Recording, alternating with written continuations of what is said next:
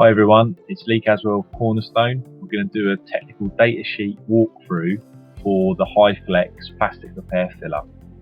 Now, this is something that's been requested because of work providers insisting on a flexible finished part. So what we need as well is to record some data. So image 1 of your damaged part.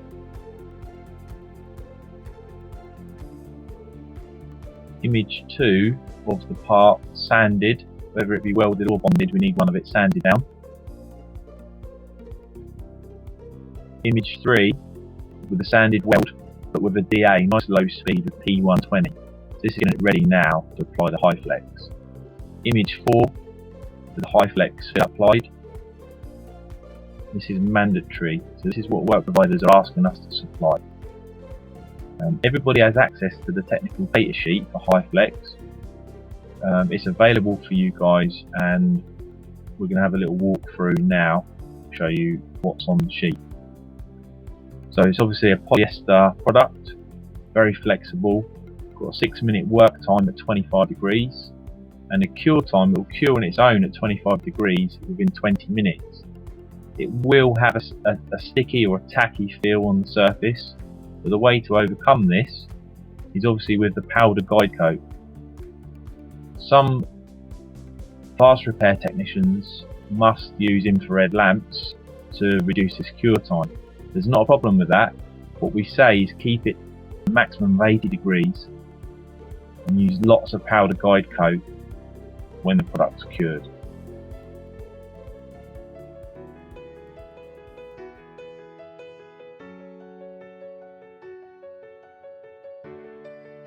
Again, pedestrian safety is very important. It's not a choice that you can opt out of, so this product must be used.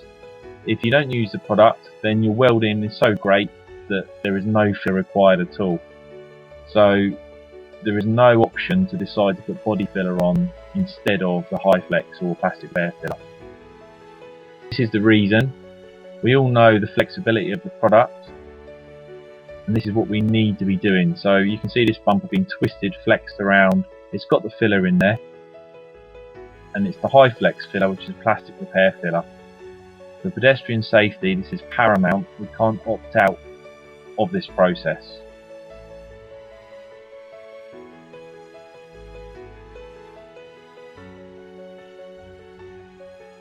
So if you go back to application again, so step 1 is nice preparation with P120 with a DA, low speed.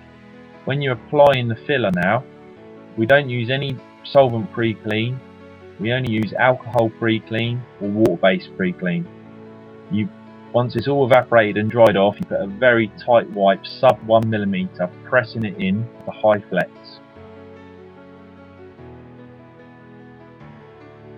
In the same mix, you can apply your build coat up to a maximum of 2 mil. We don't want loads of filler on these parts. We want to remain flexible. Cure it with your lamps up to 80 degrees. Use your contactless thermometer to make sure you're not going over 80. If you do, you'll bring a resin or an oil to the surface of the plastic underneath the filler, which will cause delamination. So you can't go over 80 degrees while securing the product. Once it's fully cured, lots of powder guide coat. Hit the tops off with 80 grit, and then followed by further application of powder guide coat and block it down with 120. So the correct process obviously lends itself to great flexibility in the end repair. You see one of the tools here again is demonstrating the flexibility of Cornerstone's processes. You can see that arch liner bracket is welded back in. Any problems, guys, you've got my phone number. Please give me a call and I can help you. Thank you very much for watching. Speak to you soon.